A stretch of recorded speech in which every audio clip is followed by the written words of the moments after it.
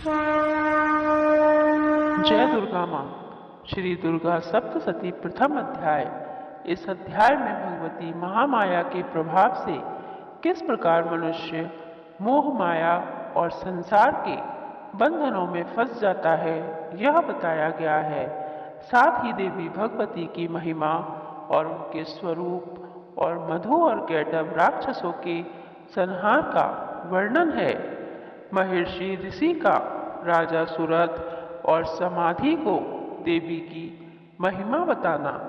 महर्षि मार्कंडेय बोले, सूर्य के पुत्र सावर्णी की उत्पत्ति की कथा विस्तार पूर्वक कहता हूँ, सुनो। सावर्णी महामाया की कृपा से जिस प्रकार मनवंतर के स्वामी हुए उसका भी हाल सुनो। पहले स्वरारोचिस नामक राज्य था। वह प्रजा को अपने पुत्र के समान मानते थे, तो भी कोला विध्यवंशी राजा उनके शत्रु बन गए। दुष्टों को दंड देने के लिए राजा सुरथ की उनके साथ लड़ाई हुई। कोला विध्यवंशियों के संख्या में कम होने पर भी राजा सुरथ युद्ध में उनसे हार गए। तब वह अपने नगर आए। केवल अपने देश का राज्य ही उनके पास रह गया और वह उसी देश के राजा होकर राज्य करने लगे। किंतु उनके शत्रुओं ने उन पर भी आक्रमण कर दिया। राजा को बलहीन देखकर उसके दुष्ट मंत्रियों ने राजा की सेना और खजाना अपने अधिकार में कर लिया। राजा सुरथ अपने राज्याधिकार को हारकर शिकार खेलने के बहाने घोड़े पर सवार होकर वहां से भयंकर वन की ओर चले गए। उस वन में उन्होंने महर्षि मेधा का आश्रम देखा। वहां मेधा महर्षि अपने शिष्यों तथा मुनियों से सुशोभित बैठे हुए थे और वहां कितने ही हिंसक जीव परम शांति भाव से रहते थे। राजा सुरथ ने महर्षि मेधा को प्रणाम किया और महर्षि ने भी उनका उचित सत्कार किया। राजा सुरथ महर्षि के आश्रम में कुछ समय तक ठहरे। अपने नगर की ममता के आकर्षण से राजा अपने मन में सोचने लगे, पूर्व काल में पूर्वजों ने जिस नगर का पालन किया था वह आज मेरे हाथ से निकल गया। मेरे दुष्ट एवं दुरात्मा मंत्री मेरे नगर की अब धर्म से रक्षा नहीं कर रहे।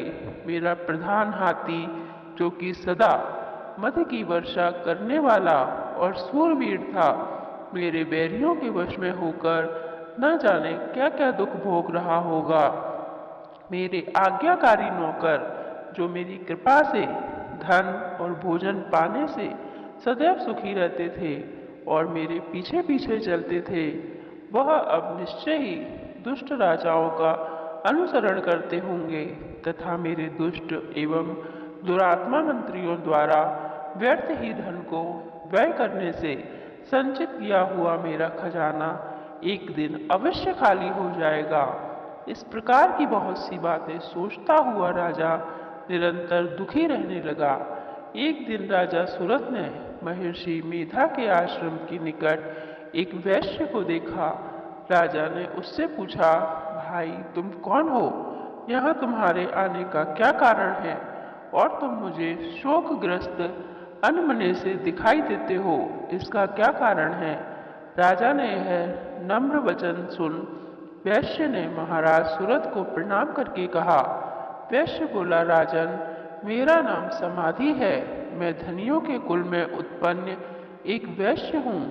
मेरे दुष्ट स्त्री पुत्रादि को लोभ से मेरा सब धन छीन लिया और मुझे घर से निकाल दिया। मैं इस तरह से दुखी होकर इस वन में चला आया हूँ और यहाँ रहता हूँ। मैं इस बात को भी नहीं जानता कि अब घर में इस समय सब कुशल है या नहीं। यहाँ मैं अपने परिवार का आचरण संबंधी कोई समाचार भी नहीं पा सकता। वह घर से इस प्रकार कुशल पूर्वक है या नहीं। मैं अपने पुत्रों के संबंध में यह भी नहीं जानता कि वे सदाचारी हैं या दुराचार में फंसे हुए हैं। राजा बोले, जिस धन के लोभी स्त्री पुत्रों ने तुम्हें घर से निकाल दिया, फिर भी तुम्हारा चित्त उनसे क्यों प्रेम करता है? वैश्य ने कहा, मेरे विषय में आपका ऐसा कहना ठीक है, किंतु मेरा मन इतना कठोर नहीं है। यद्यपि उन्होंने धन के लोभ में पड़कर पितृ स्नेह को त्याग कर मुझे घर से निकाल दिया, तो भी मेरे मन में उनके लिए कठोरता नहीं आती। हे महामते, मेरा मन फिर भी उनमें क्यों फंस रहा है? इस बात को जानता हुआ भी मैं नहीं जान पा रहा।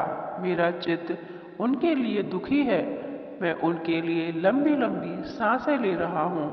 उन लोगों में प्रेम नाम को नहीं है, फिर भी ऐसे निस्नेहियों के लिए मेरा हृदय कठोर नहीं होता। महर्षि मार्कंडेय जी ने कहा, हे ब्राह्मण, इसके पश्चात राजा सुरथ और वह वैश्य दोनों महर्षि मेधा के समीप गए और उनके साथ यथोयोग्य न्याय संभाषण करके दोनों ने वार्ता आरंभ की।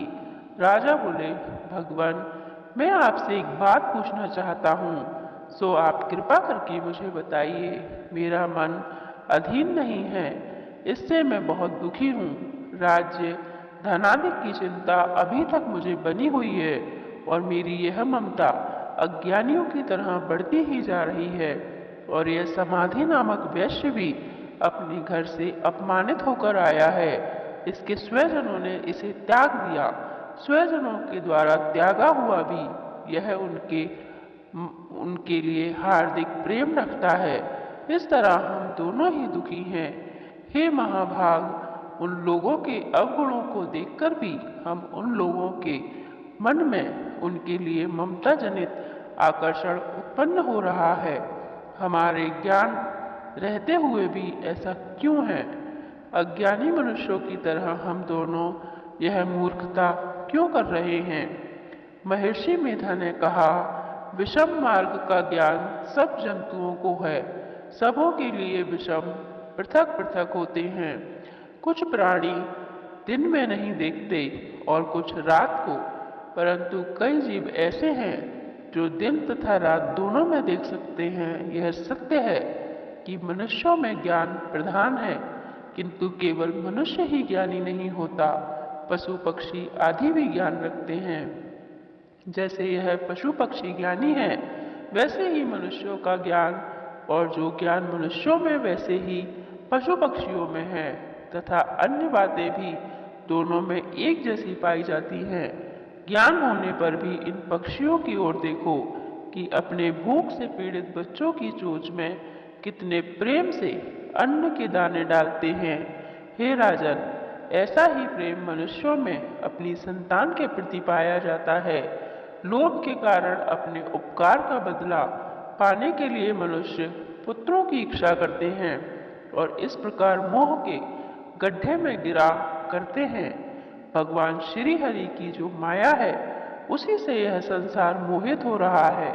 इसमें आश्चर्य की कोई बात नहीं, क्योंकि वह भगवान विष्णु की योग निद्रा है। यह माया ही तो है जिसके कारण संसार मोह में जकड़ा हुआ है।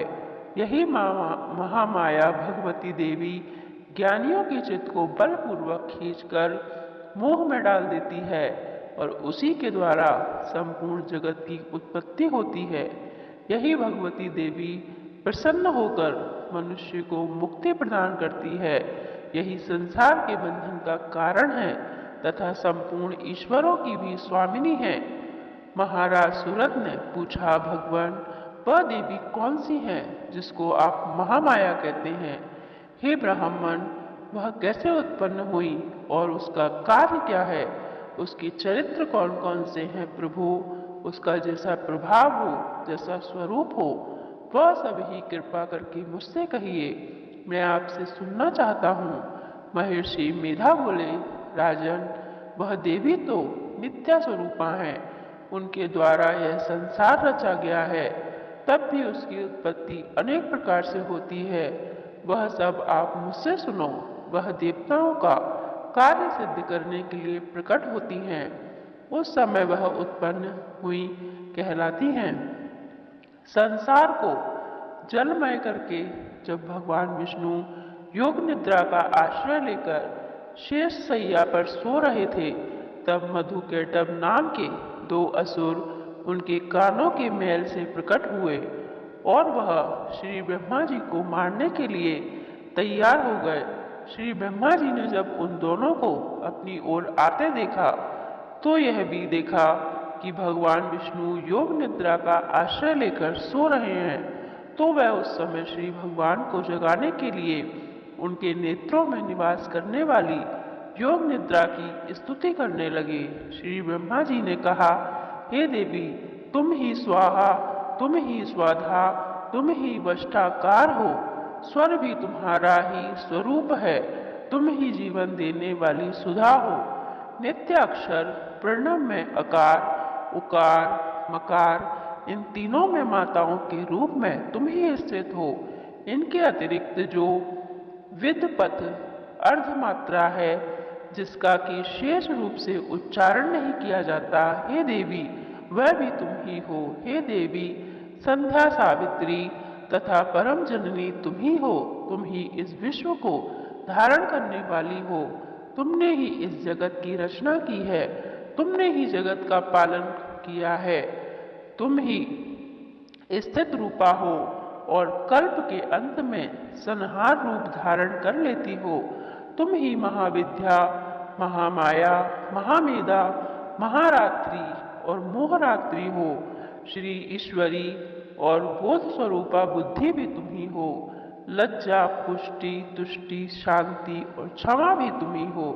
तुम खड़ग धारिणी, शूल धारिणी, घोर रूपा तथा गदा, चक्र, शंख और धनुष को धारण करने वाली हो। बाण और परिधि ये भी तुम्हारे ही अस्त्र हैं। तुम सौम्य और सौमांतर हो। यही नहीं बल्कि जितनी भी सौम्य तथा सुंदर वस्तुएं इस संसार में हैं, उन सब से बढ़कर सुंदर हो। पर और अपर, सबसे पर रहने वाली सुंदर भी तुम ही हो। हे सर्वरूपे देवी, जो भी सत असत पदार्थ हैं और उनमें जो शक्ति है वह भी तुम हो। ऐसी अवस्था में भला तुम्हारी स्तुति कौन कर सकता है। इस संसार की सृष्टि, पालन और संहार करने वाले जो भगवान हैं, उनको भी जब तुमने निद्रा के वशीभूत कर दिया तो फिर तुम्हारी स्तुति कौन कर सकता है। मुझे भगवान विष्णु तथा भगवान शंकर को शरीर धारण कराने वाले भी तुम ही हो। तुम्हारी स्तुति करने में शक्ति किसमें है। हे देवी, तुम तो अपने उन उदार प्रभावों के कारण ही प्रशंसनीय हो। मधु और कैटभ जो भयंकर असुर हैं, इन्हें मोह में डाल दो और श्री हरि विष्णु को जल्दी जगा दो और उनमें इनको मार डालने की बुद्धि भी उत्पन्न कर दो।